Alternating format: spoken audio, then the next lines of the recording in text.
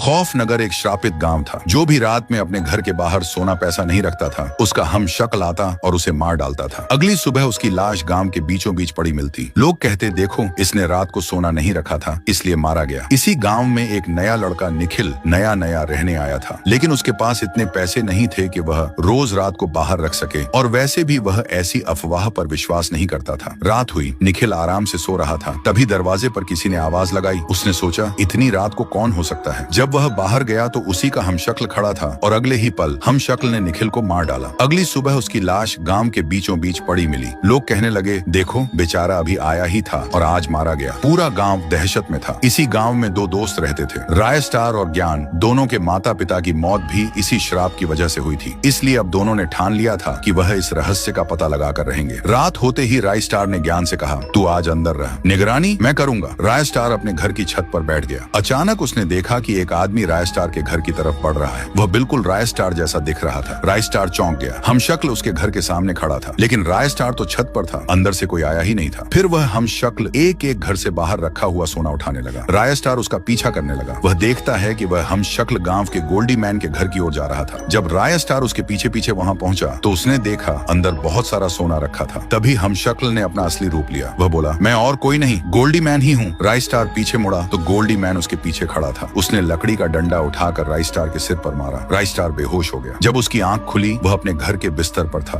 उसने ज्ञान और गांव वालों को सब बता दिया। ये सब गोल्डी मैन कर रहा है। राय स्टार गुस्से में अपने घर गया, तलवार उठाई, बाइक स्टार्ट की और गोल्डी मैन के घर पहुंच गया। गोल्डी मैन को पहले ही शक था कि राय स्टार आएगा, इसलिए उसने अपने पास एक गन रख ली थी। जैसे ही राय स्टार अंदर पहुंचा, गोल्डी मैन ने उस पर गोली चला दी। राय स्टार घायल हो गया और जमीन पर गिर पड़ा। तभी अचानक एक और गोली चली। गोल्डी मैन वहीं ढेर हो गया और वो गोली ज्ञान ने चलाई थी।